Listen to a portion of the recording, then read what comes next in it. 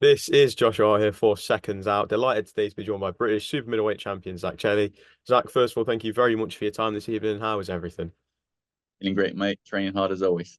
That's good to hear. Obviously, it's been about 4.5 months since we last saw you in the ring rematch with Jack Yeah, Cullen. Before we delve into the future, it's always good to reflect as well. Just talk to about that last fight and what you take away from it.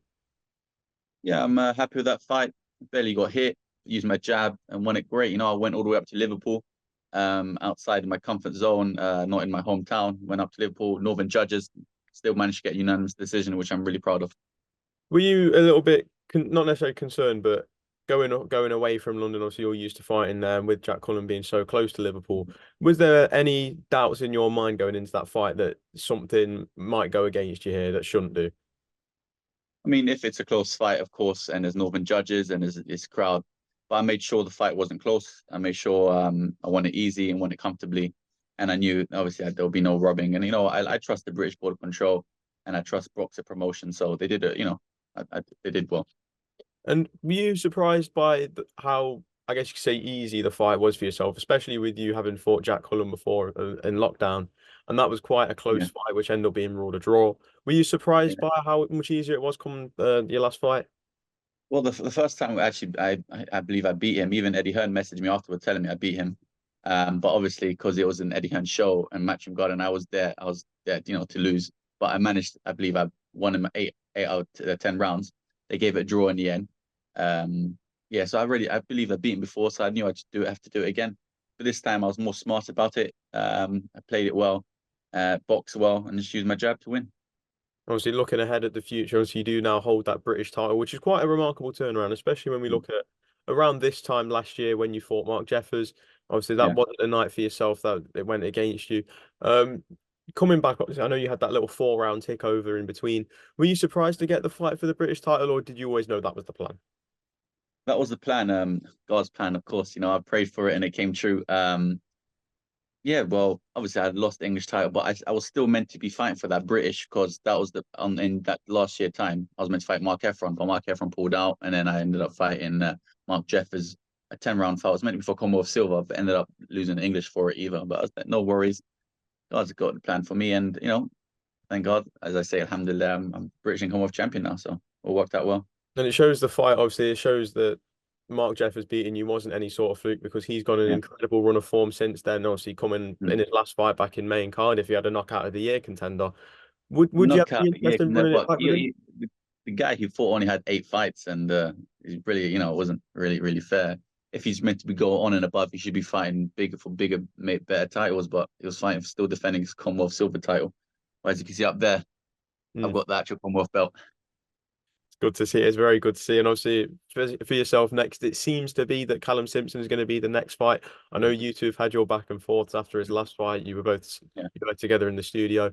yeah. Do you I expect was that fight to telling be? him, yeah, I was telling him, let's fight in June, Crystal Palace, June 15th. I was meant to fight this month with him, but he cowered out. He didn't want to do it in London. He wants to do it up north in Barnsley, his hometown, which I completely think is unfair because I had to go all the way up north to get the title of Jack Cullen. He's a coward. He doesn't want to come down here and take it. He wants every advantage possible, having northern judges being up there. I said, no problem. Obviously, no problem. I'll do it in his mum's house. I'll still beat him. With all this, I guess you could say, mess about and this fight not getting made, does that just add more fuel to the fire, especially when you're in training, you know that he's going to be next? Yeah, of course. I'm ready for him now. I wanted him on June 15th. I've been asking for it, but of course, as I said, he's cowered out. He wants every possible way to have an advantage. But I know the judges up north will be, integral and be fair. So no matter what, I will beat him. And do you have any ideas to suppose when this fight could take place? Obviously, I know you've mentioned this month, but is there any new ideas in place? Well, we're hearing possibly August. That's one date we got. And I'm hearing a confirmation should come within the next couple of weeks, hopefully.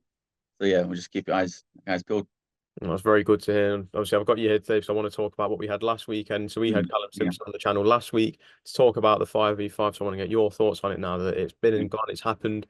Um, Obviously, you are, from what I'm aware, are you under any promotional deal right now? Are you signed with Boxer? At the moment, I've just promised them on man's word that I'd be fighting Callum Simpson next, defending my British title. Okay, so obviously when you see these 5v5 concepts Mm. and I know, obviously, a couple boxer fighters have said they'd like to get involved. I'm sure Boxer would. If you were to put pen to paper with any of the promotions, how up for you? How up for it would you be to fight on a little 5v5 and something like that?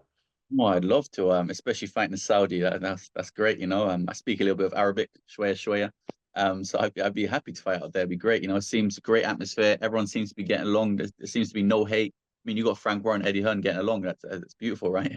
And It's very well done, surprising, isn't Frank it? Warren. Yeah, Frank Warren got all five of his boxes winning, where people doubted him and people thought that Eddie Hearn would do the job. But well done, Frank Warren. You know, he chose the right boxes. And some of the fights I'd like to get your thoughts on. We'll start off with Craig Richards versus Willie Hutchinson. It was a fight where Mm. a little bit of tension seemed to build on Fight Week. Obviously, in the whole build-up, there was no tension between any of the fighters. Yeah, Everyone kind of just knew that they were there. They knew what they were there for, but the tension started to rise between them. We saw all unfold in the ring in which Willie Hutchinson came out on top. yeah. Seeing that fight, what did you make of it? Well, everyone going into that fight thought it'll be an easy fight for Richards, you know, because he's been up there. He's done 12 rounds with Bivol and come away on points. Bivol's come away on points, you know, so everyone thought he did. But people didn't get to realize that Craig Richards is getting his old. He's at 34. And that does make a toll on you, especially when you're getting hit. And Hutchinson is young and hungry. He had that one mistake in his life where he got knocked out by Lennox Clark, but he came back from it because he's young and hungry. And yeah, people doubted him. Now he's proved people wrong. So well done to Hutchinson. Do you feel people sometimes, I guess you could say, obviously, but people always just seem to compare resumes, experience, stuff like that. Just feel like Yeah, people forget about the mindset and about the hunger. And we know exactly. what Willie Hutchinson's about, don't we? Yeah. And sometimes you could just have a bad day in office like I had last year. It's like, it doesn't, you know, it doesn't define your whole career. You just have a bad day, and usually any other day of the week you'd beat that guy. One punch would change anything. So especially on a day if your mindset's not right for that fight, anything can happen, right? So yeah. And then we saw Queensbury's captain step up, Hamza Sheeraz, one of Britain's Mm, hottest prospects right now. Well, not a mm, prospect anymore. He's out there. no, no, A beautiful performance against Amo Williams, and a fight where Amo Williams didn't back down. He gave it his mm, all. He went to the corner and got told that he was down and needed a knockout, and yeah, he went for it. no, no. What did you make of that fight? You sat back watching it. Oh, it's beautiful, beautiful jab from Hamza Shiraz. He just, you know, composed, relaxed, and just jabbed the guy's head off, and just one easy just stopped him. Other guy's face was all like mashed up, so you could tell it was a hard night's work for him. And how far can Hamza Sheeraz go? We know he's got big intentions. He's called out Chris Eubank Jr. Just how far Mm. do you believe Hamza can go? I believe he can go all the way. God willing, he will. Yeah, he's a great brother. God willing, he will go all the way, and I believe he can. He's what is it with the WBC silver? I think he's got And now mandatory for the world title as well. He's mandatory. managed for a world title. So there you go. He has gone all the way. He was going to get that one more fight, and he's done. And then also we saw Daniel Dubois take on Filip Hrgovic. There's always Mm. been these labels around Daniel Dubois saying Yeah, that he's a quitter and he's yeah, not got the heart. But since he's come with Don Charles, we've kind of seen, while the skill set hasn't necessarily changed because he's already had that all, we've seen the mental strength improve yeah. massively. Now he weathers these storms where it gets tough. And we saw that probably in its best form on Saturday night against Filip Hrgovic. Just give me your thoughts on that fight. Yeah, I've known Daniel since we were like 11, 12 years old. We both went to the Boxing Club. We used to spar all the time until he turned 15. He just come back from the summer holidays. He was like a giant. Yeah, we used to spar all the time. I know he's always put his heart and soul into boxing. I remember once on a weekend I was at Greenwich Park and I see him just running around Greenwich Park. So I know he's always been on it, especially him and his dad pushing him and his younger sister. And now he's even his little brother Prince is boxing as well. So there's always been a family of boxers. So I know he's always had it in him. He's always got a heart. I mean, he said it himself, he's got nothing else to do other than boxing. So of course he's always going to work on it. And I'm happy for him. I'm happy he's had a good comeback. See, as I said, one loss doesn't define you. He's had a few losses. Even he put down Usyk. So yeah, I knew he'd come back and do the job. So I'm really happy for him. And you say that the losses don't define you. Do you feel like that's something in Yeah. boxing that is always it's not great when you look at, let's say, UFC and MMA, for example, you can have Mm. fighters at the top of their game who have had 9 or 10 defeats, whereas in boxing, if you have 9 or 10 defeats, you're known as, someone like Derek Chisora, he's always getting told to retire no matter what. Yeah. Do you feel even when you do lose, there's always time to come back, and boxing fans need to stop being so harsh on the fighters? Of course, I think because of the Floyd Mayweather era, where he's kept all his fights, everyone looks up to him, thinking you have to be the best, you have to always win. But if you look at boxers like Muhammad Ali, who's had that made setbacks and come back even stronger, that's what really makes a true fighter. And that's why Muhammad Ali might as well always be the best. And as we talk about true fighters and Muhammad Ali being a heavyweight, the main event of the evening, Zhilei Zhang versus Deontay Wilder, two true Mm. fighters, two men dedicated to boxing. It was a fight week where I think we all sat back and we started to get the feeling that we were going to see a bit of the old Deontay Wilder. But come the night, Zhilei Zhang ended up being too big. That weight advantage that people spoke about really kicked into play. And Zhilei Zhang came out on top. How did you see that fight going? Before the fight, did you think that was going to be the outcome? Yeah, I did. He's a lot heavier. I think he was 60 pounds heavier than him, Mm. 64, I believe. And Wilder, he's suffered a few losses in a row, and that I believe will affect you mentally, especially if you don't come back for a win. Especially I could see from his last fight when he fought. What was the last fight against? Uh, Wilder's last fight? Joseph Parker. Joseph Parker. Yeah, he lost that one quite easily. He thought he was doing enough to win, but he was just getting boxed about, and that mentally that's not good.